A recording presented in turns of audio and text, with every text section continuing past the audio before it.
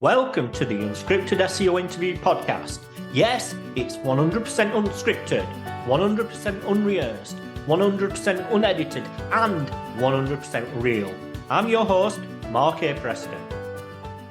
My guest today is a specialist in technical SEO, but just so I don't do her any injustice, I'd like her to introduce herself. Hello. Hi everyone, my name is Kristina Azarenko, and yes, Mark is right, I'm a technical SEO person. I've been in the SEO industry for, over like 10 years, doing technical SEO, like hands-on experience, like real experience, right? Not theoretical. I've worked on different full-time jobs and agencies, and then as a consultant, and then as the course creator who teaches people to do technical SEO correctly. So I've been on different sides and I've seen it all, which gives me a really interesting perspective into like the industry in general. Right. So why technical SEO in particular? Well, it's very interesting. So when I fell into SEO in general, like everybody does in SEO. You just fall into SEO. Nobody from our generation and like before our generation, nobody, when they were kids, they asked, what do you want to be? Nobody says, I want to be an SEO. Like, nobody, because it was not a thing. Maybe now children do, because like, oh, they see us and they're like, oh, maybe I want to be an SEO. It's cool. Like, but then it wasn't the case. So obviously I fell into SEO accidentally. I just decided to invest like 2 of my salaries in a course in SEO. And at that point, I had no idea what a website was. Like I was not tech savvy at all, like zero tech savviness, and I don't have any developer background or anything. So I went through the course. I loved it a lot, and I read a lot, and I was like doing things. I was crying a couple of times because I couldn't figure out how do you upload your XML sitemap to the root folder, but whatever, it happens. So then I found a job as a junior SEO at an agency. And at that point, I didn't even know like what the difference was between different parts of SEO, whether it's like link building, content on-page SEO, or technical SEO. I was doing a lot of link building, creating spam on the internet, like most of the people who started in SEO did. But I also was doing was analyzing websites, and I was so excited. And I remember there was one client, an e-commerce store. It was a UK store, by the way.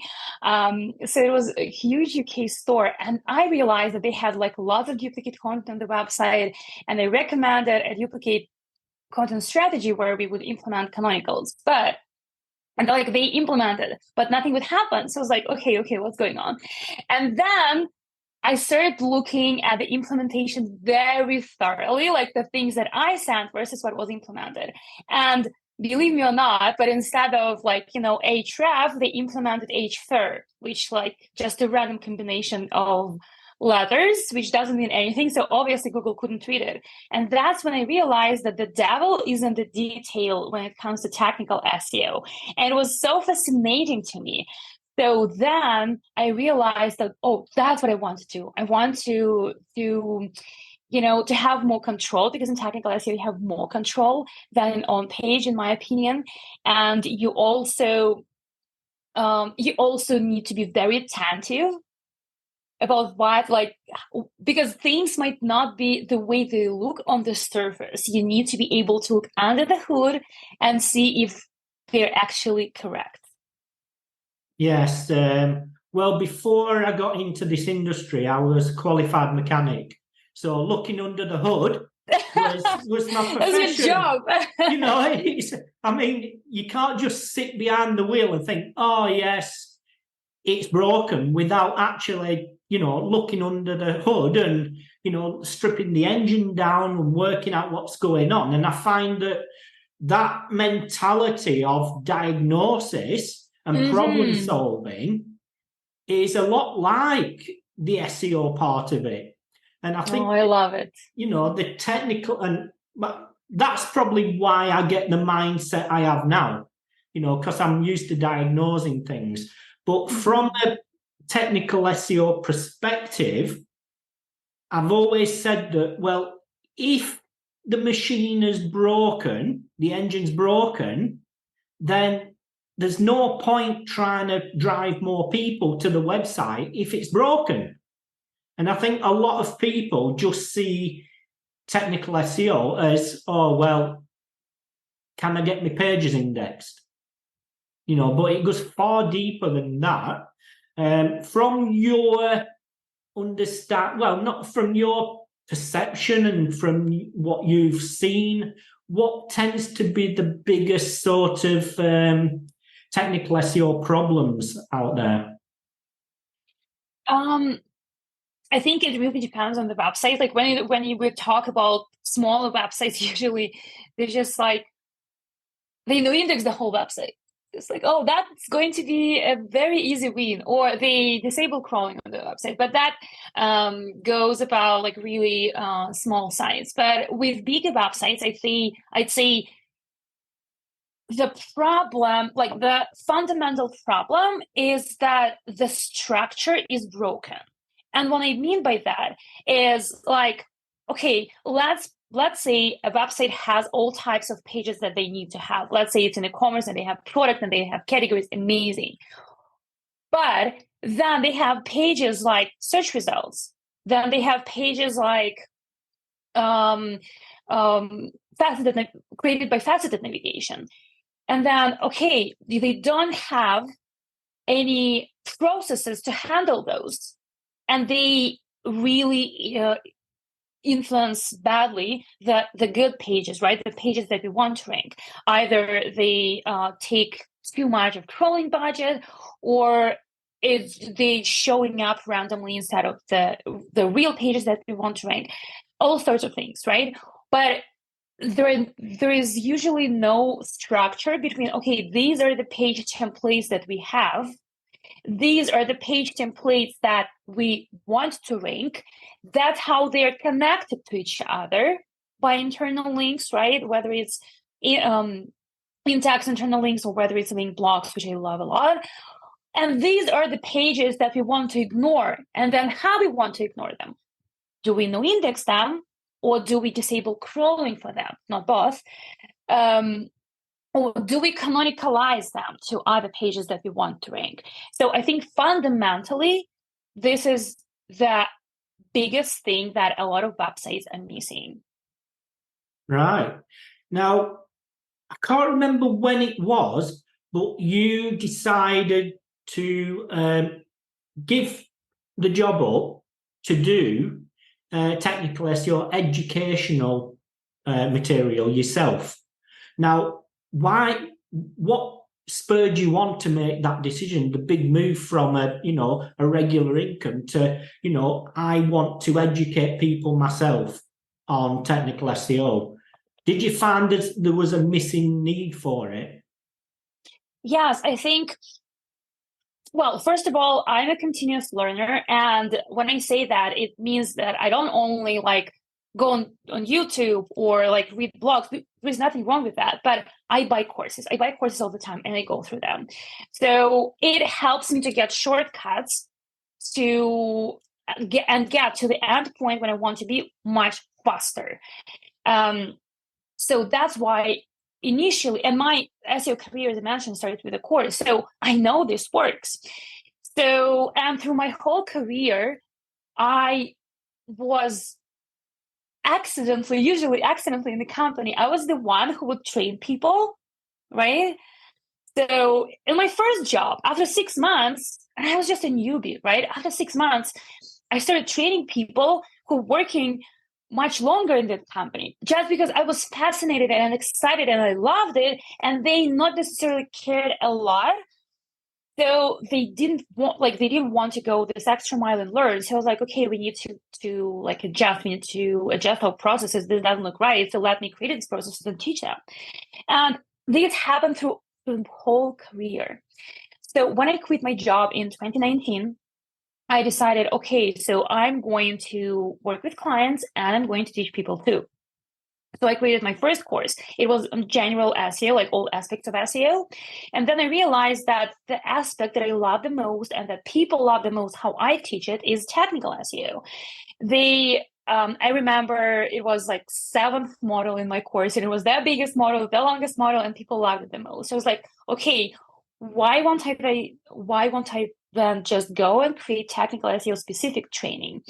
So last year, that's exactly what I did. And I realized that simultaneously, like working with clients and creating a course for me didn't make sense anymore, because I wanted to scale my income and I wanted to basically dedicate myself only to it.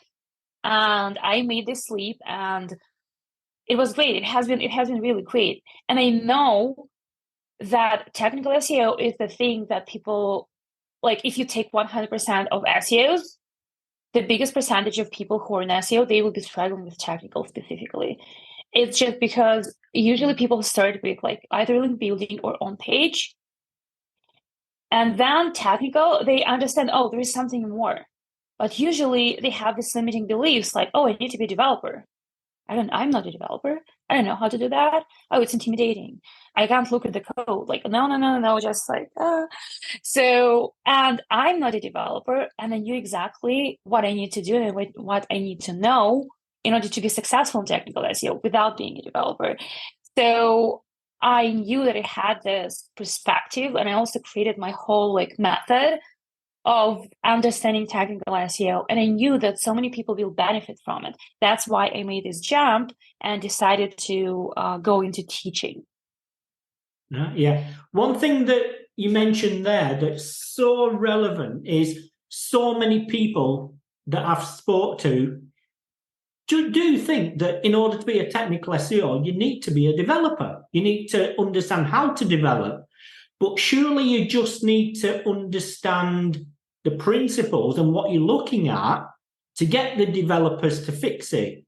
Exactly. So from a scale of 0 to 100, when it comes to development, how much actual coding knowledge does a technical SEO need to have?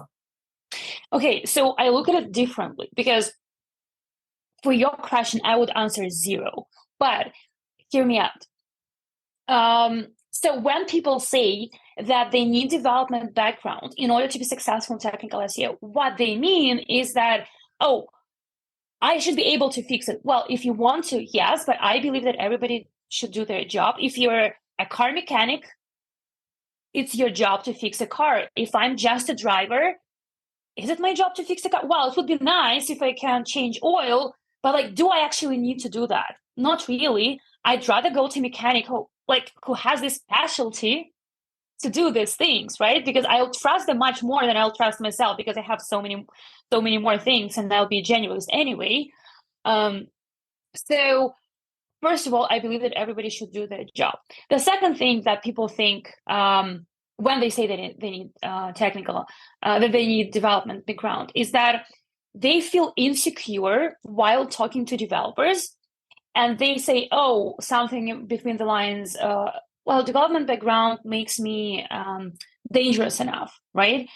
So they feel without this knowledge, they feel insecure talking to developers, like speaking the same language. But you can't speak the same language without being a developer too. And the last thing that they think about is like code equals development, which is not true. And when I think about that, there are almost 9,000 coding languages, right? And JavaScript being the most important one. And JavaScript has its own framework, like lots of different frameworks. And think about that. Every single language and framework, they are also being updated. I once talked to a developer, and she was just specializing in particular frameworks, which makes sense.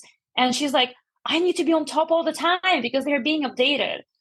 So you, as a technical SEO, you also need to be aware of the things that are going on in the SEO industry. And there are 5 or 10 Google updates have happened since we started this podcast, right? So like you need to be aware of all of the things that are going on in the SEO industry. So like you put yourself in a very unfortunate position when you need to be like to know development and to be like to know technical SEO. That's a lot.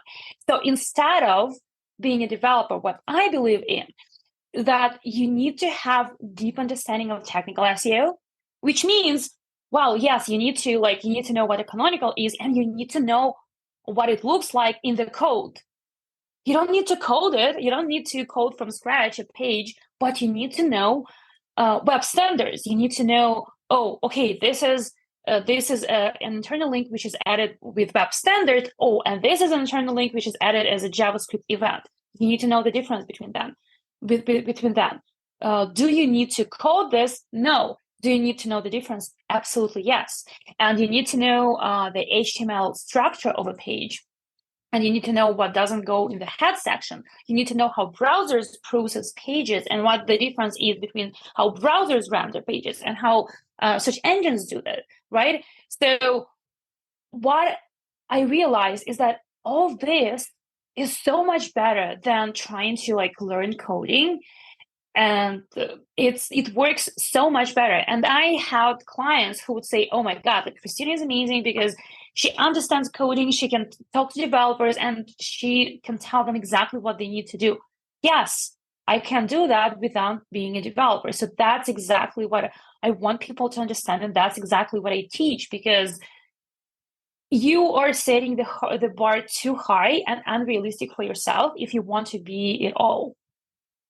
Yes, definitely. You can't be everything to everyone, and I think that just specializing, and for me, in a very, very simple form, is technical SEO is very much about problem solving, understanding what the problems are, then being able to communicate those problems to the relevant people in the teams, in order for them to fix it, But from technical SEO, do you physically need to know how to fix something, or do you just need to know, well, this is broken, please fix it? So I do. So I always use two-way approach. I'm using my soft skills and my hard skills. When I say my soft skills, what I mean by that is that I understand that I'm on the same team with the developers. I don't just like play the blaming game, like, oh, you didn't do that, like you failed, right? I want to be on the same team with them. And I want, because at the end of the day, they care about the same thing that I do, but we just say it differently. So I don't tell them, oh, you need to do this for SEO, because nobody cares when you, apart from SEOs, when you say, oh, it needs to be done for SEO. Like nobody does. So I speak their language. So, okay, this website needs to be fast because blah, blah, blah. Not because, oh, they're like Google. No, they don't really care about that. So when I say hard skills, what I mean by that is that I use very specific requirements. I write user stories and acceptance criteria. So let's say if you need to have an XML sitemap on the website, right? Usually what happens, an SEO just says like, oh, I need an XML sitemap on the website. And then a developer implements it, let's say, and then you look, and this sitemap is not automatically updated. It doesn't have like a bunch of URLs, or it has the URLs if you don't need them there. And they go back to developer and say, oh, like you screwed up, like you didn't do your job correctly. But well, it's actually you who didn't do your job correctly, because it's on you to communicate properly what needs to be done and what it looks like, what success looks like. So that's why I use user stories. So user story would be something like, as an SEO manager, I want the XML sitemap to be on the website and found in this URL, because it will help the pages to be discovered and indexed by search engines. And then acceptance criteria is, okay, that sitemap is found in this URL. The sitemap is automatically updated whenever a page is added or removed. The sitemap has only the URLs that return 200 HTTP status codes. All these things, you list all the things, and then magically, it becomes so much more clear what exactly you want. And then when a developer gets back to you and says, oh, it's done, then you can test it against the acceptance criteria. And when something is not done, you can get back and say, oh, actually, these things have not been implemented. Can you look into this? Because you have something to back it up with, rather than just saying, oh, do it. So I find that this is super important, to be very clear in your communication. Yeah, definitely. I think a lot of it is communication, and I think the whole battle between SEOs and developers just comes down to communication. It's like I've recently worked with a development team, and I've said, look, this is what I'm trying to achieve and fix. What do you think? How do you think we should go about it fixing? So I'm like involving them in the process of, creating the solution, and I think that a lot of it, I don't think, like you said, the soft skills of technical SEO, I don't think that a lot of people understand that, and they think, well, we need to talk in development language, but you don't. You just need to be nice and, include them in everything. Yeah, and also make sure that you know what their success looks like. Because you are another voice from all the voices that talk to them that want things implemented, right? So what success looks to them. And I remember, honestly, it was a breakthrough point for me. I remember Jackie Chu. She was she's in Dropbox now, or Uber. I don't know, don't remember. But she worked at Uber and Dropbox, and then she came back. Anyway, so I remember. So she works with enterprise teams, like huge teams, right? And I remember she told a story in one of her talks about how she wanted a developer to implement something. I don't remember exactly what. Maybe it was like for log analysis or something. But she asked the developer to implement something, and like the developer he just wouldn't. And then she realized that, okay, there is something else that is going on that she doesn't understand. So she asked this developer what was important for him. And apparently what was important for him is security of the website. So he was actually afraid that the thing that she asked him to implement would trigger some security breach, right? And when she realized it, she could talk about that. She said, oh, like, look, this is what I want you to do. This does not influence website security, so it's going to be fine. So when she explained, he implemented almost right away.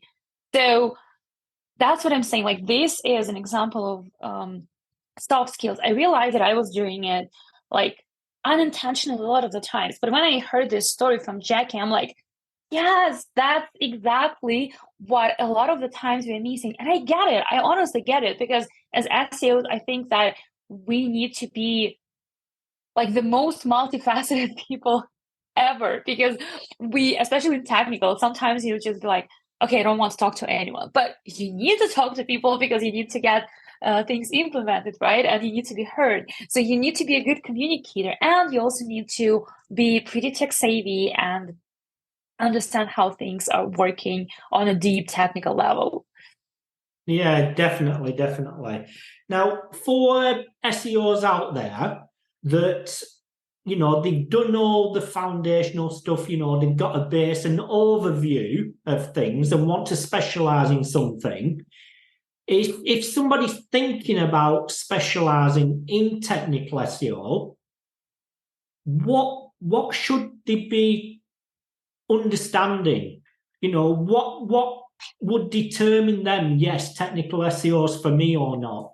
What is it, or how deep do they need to go in order to determine, yes, it's the direction I want to go in or not? Well, it's a really good question. I think that you first need to try to understand what technical SEO is in the first place, and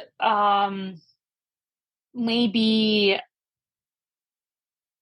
if you're just trying to understand whether technical SEO is for you or not, maybe get your website, break it, and see what's going to happen. And honestly, I'm the first person who hates the advice of just get your website and you learn SEO, because I think that in most of the cases this is not the case, because why we have so many people with broken websites?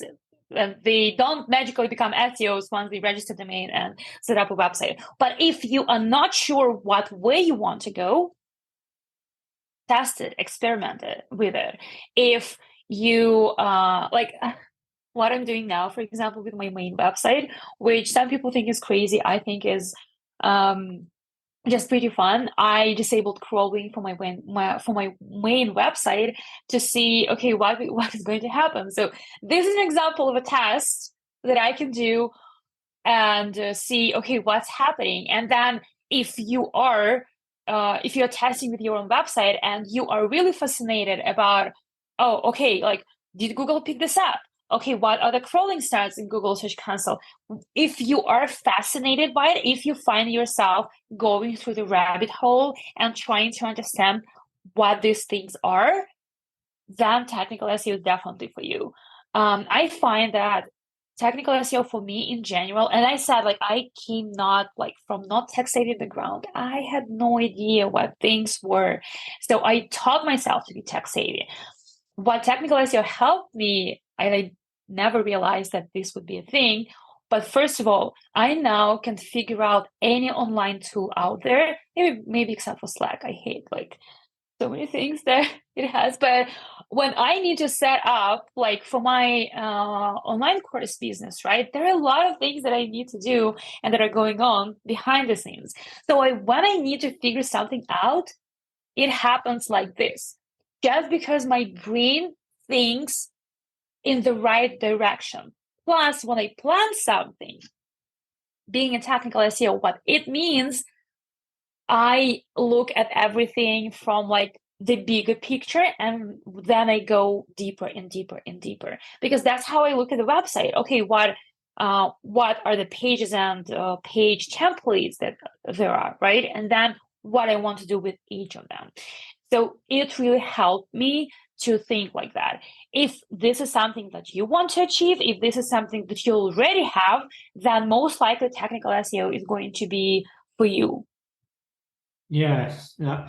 Now, with a basic understanding, I don't want to go into it too deep into technical SEO because it's very much dependent on lots of different things. But from a top level overview, what would you say the main aspects of technical SEO are? I developed this technical SEO formula that actually, it's much better to think about this as a periodic table, right? Periodic table in chemistry. You have different elements. You need water, you get two H's, and then you get O, and you have H2O, right? The same thing, I see technical SEO the same way. There are different parts of technical SEO. So I categorize them as rank, don't rank, and accessibility and UX.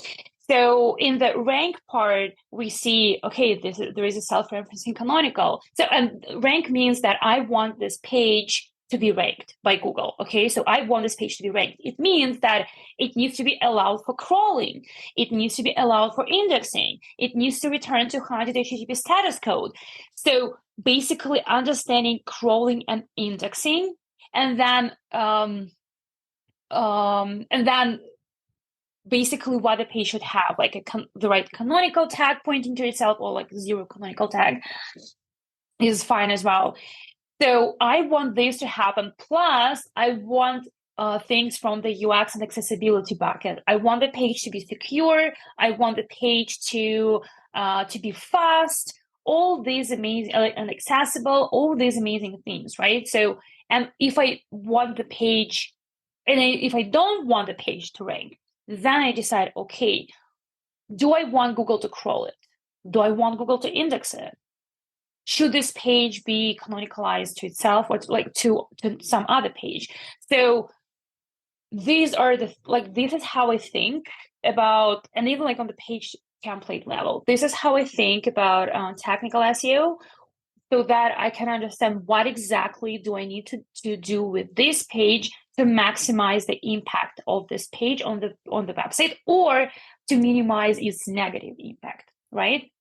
But I would say that starting with a deeper understanding of crawling and indexing, that would be really important, because most of the SEOs don't get it, even after being in SEO for a while. And that's fine, that we all start somewhere. But I find that too many people are confused about okay, do I have a staging website indexed on Google, so I disabled crawling and I also added no index. No, it doesn't work this way. So I think this would be really important and fundamental things to learn. Yes. Now, I want to talk a little bit about your course, your technical SEO course. Is it you actually doing training live with them, or is it like an online course they go through? It's an online course people go through at their own time, at their own pace. I believe there are 13 hours of content or so. But it's also very practical, because honestly, I hate theoretical courses, especially when it comes to SEO. And I ditched all the decks and everything. And I was just okay, these are the things that you need to know. And I'm showing you in the browser how exactly you find this, how exactly you fix the issues, right? Or how do you write user stories. So it's pre-recorded, and sometimes I know people are oh, how an SEO course can be up to date.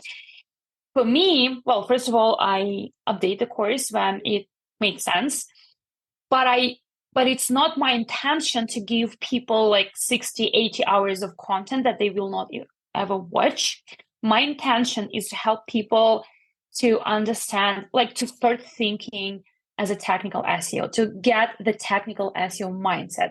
That's my main thing, because I don't want people to rely on me all the time. This is not real learning. Real learning is that when you finish and then you just sit and okay, I got this. I got this without relying on anyone else, without relying on external validation, on wasting hours on forums and everywhere. So that's why the course is pre-recorded, and I update it when it makes sense. Yes, I was talking to a SEO yesterday who I'm mentoring and training, and I said, when you don't need me anymore, I know I've done my job. Exactly.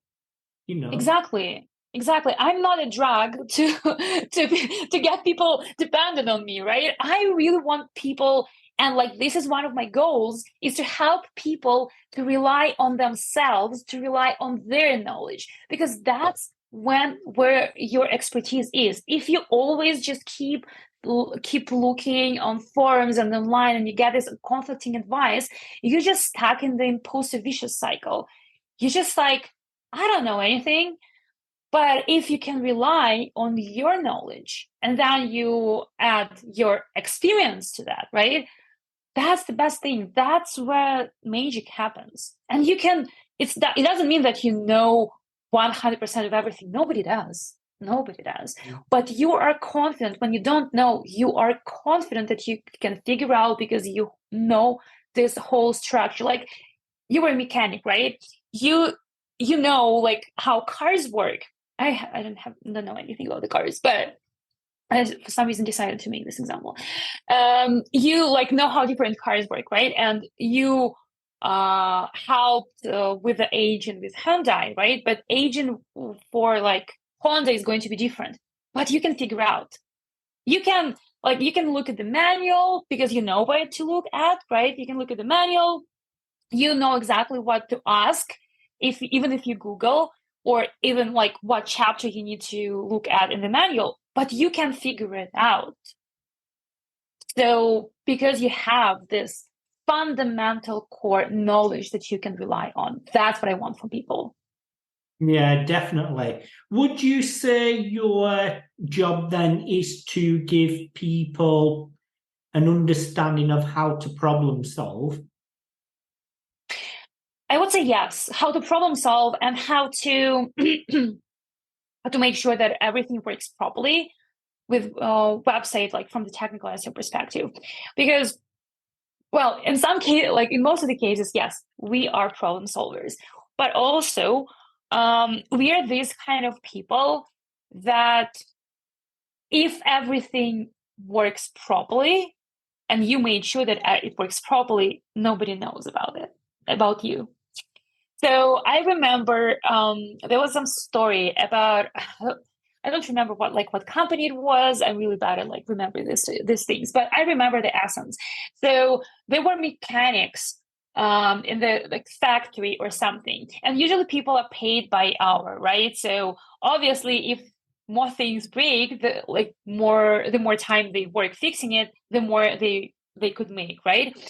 But it means that the main point of things not being broken is missed. So these people were paid when things were working, right? So they were paid for the hours that they did work because the machines were functioning properly. So I think in many cases, we technical SEOs are like these people because especially let's say you're setting up like I help many clients with, okay, they're like, oh, we want to set up our custom CMS, right? We want to set up our custom CMS. Can you give us all like technical SEO recommendations for this? And I would write down all technical SEO requirements for a custom CMS and it will work.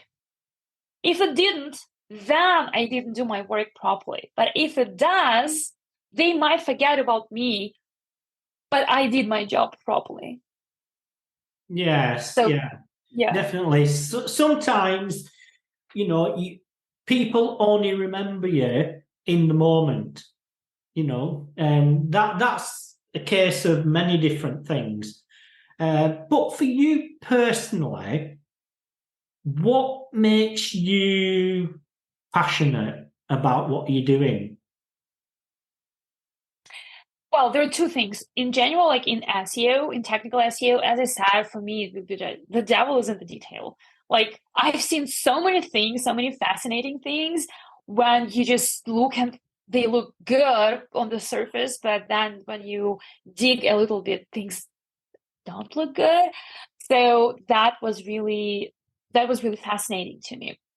And then when it comes to teaching, what makes me passionate is seeing my students' results because I get messages like, oh, I just landed a new job, like a much better job. I just landed a new client. I had a student, Alex. She is amazing. She's just like, okay, she went through my previous general SEO course, and then she's like, okay, I want to go specifically in technical SEO. So she went through my technical SEO course. And I remember she finished and she messaged me, oh, you inspired me so much. I now really want to go and pursue specifically technical SEO opportunity, and they have a company on my radar and they have a dream opportunity and I really want to get it. And I'm like, okay, go girl, that's amazing. And then sometime later she messages me and she's like, I got the job. I am so happy I'm starting soon and I feel so empowered by like learning those things from you. And that makes me so happy because like I have over 500 people in my course right now. And it's a lot. And it's helping like to improve the industry in general, right? The knowledge in the industry.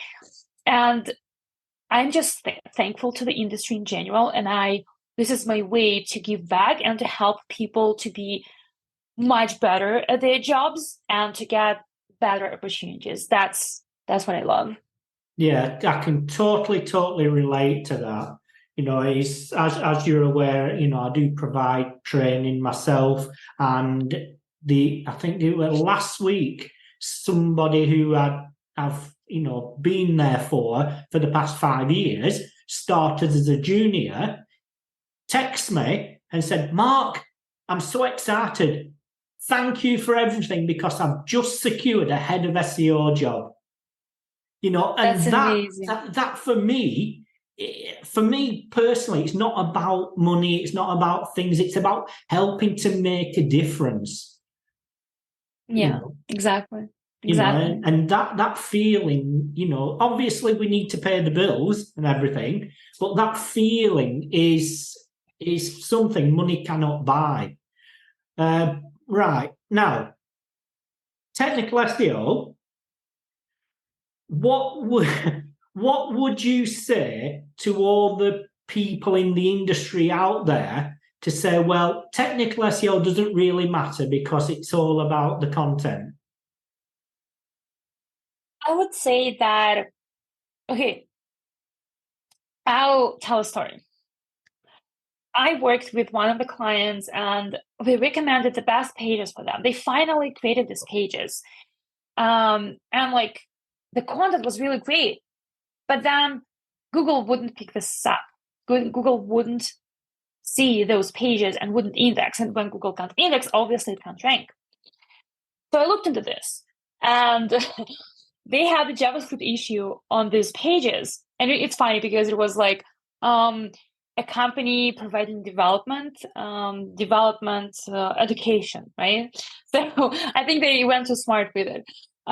So the whole body of the page where like the main content was because of this JavaScript issue was not available.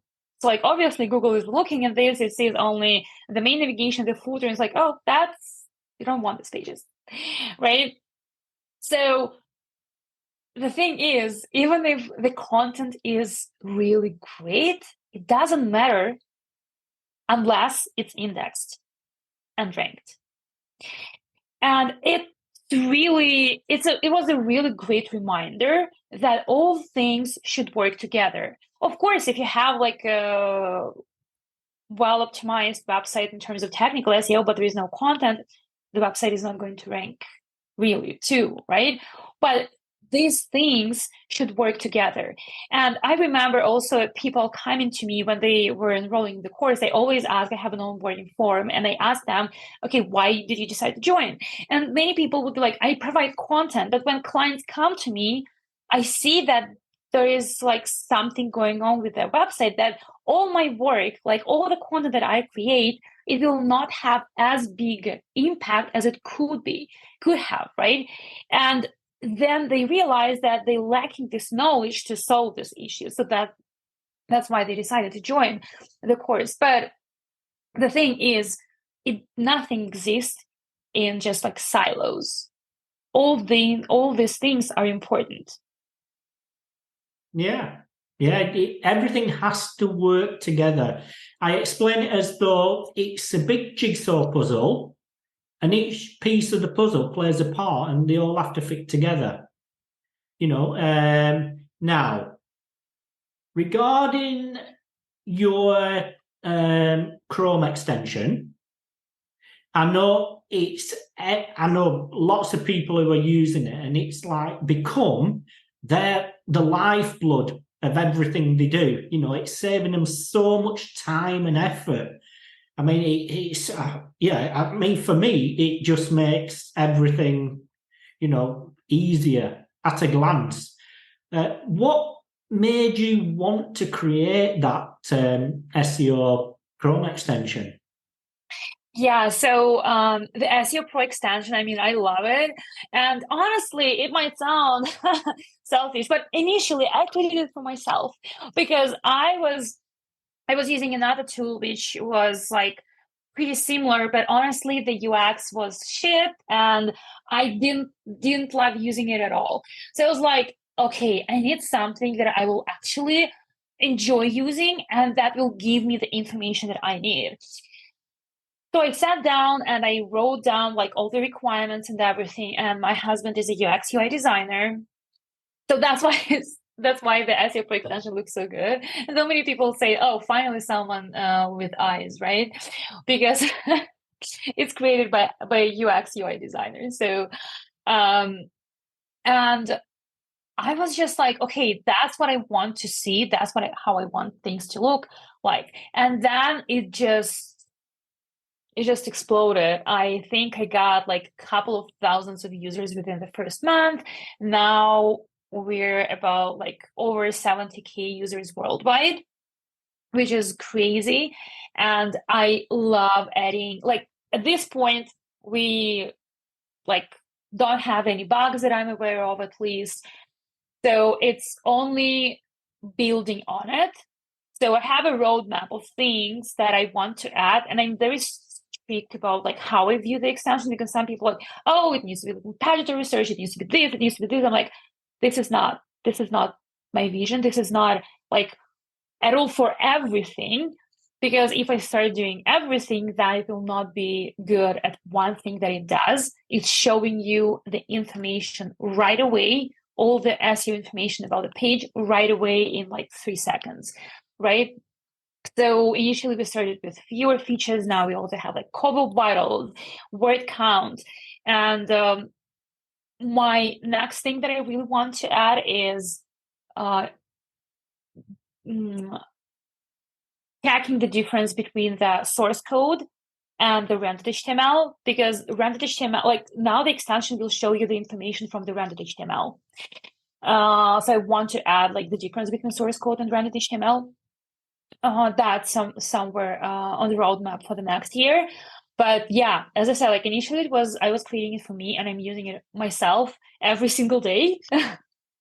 I sometimes have like, I install a new browser profile, and then I'm on some website and I want to check, and my extension is not in the browser. I'm like, no, I feel like so helpless. So I'm like, okay, I need to install it right now. So yeah, that's how it all started. Yeah, I know you recently added the social tab on it. Yeah. And literally within 2 days, I clicked on it and think, oh, the social images aren't appearing. We go back and look at it, but without that, I probably wouldn't have looked. I probably wouldn't have, tried. So it really does, at a glance, make things not appear, but more, right, I can see if it's supposed to be doing what it's meant to be doing. Now, the timer is rocking on, and I want to ask you, is there anything you feel the audience need to hear that we haven't already covered yet? I think there is one thing that I really want audience to hear. We kind of covered that, but I think this message is very important. So if you think that you want to be in technical SEO, please, please, please don't feel intimidated by it. And don't listen to gatekeepers who will tell you that you cannot be successful if you're not a developer or you don't have a computer science degree, right? Don't listen to those people, especially if you're a woman, because I can't tell you how many women I've met who would come up to me and say, oh, I thought it's so intimidating, and like I cannot handle. Usually technical SEOs are only males. This is not true. So if you want to go that road, you have an opportunity to do that. And it's up to you to decide, not up to anyone else. And even in my course, I have like almost 50% of females, which I'm super happy about. And if you want to check out the course, you can go to techseo.pro and you can get all the information there. Wonderful. And on that note, where can people find you, and what sort of conversations would you like to have? So you can find me on LinkedIn at Kristina Azarenko. You can find me at Twitter. I'm Azarchik there. And Tech SEO Pro is the main course that I have. And yeah, I think that's it where you can find me. I mean, there are more places, but these are the main ones. And if you have any questions about okay, how do I proceed in technical SEO, just go for it. You can message me. Wonderful. Well, many thanks for your time, and it's been absolutely fantastic having you on.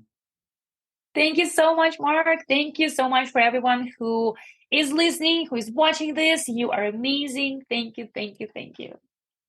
You've been listening to the Unscripted SEO Interview Podcast with me, Mark A. Preston.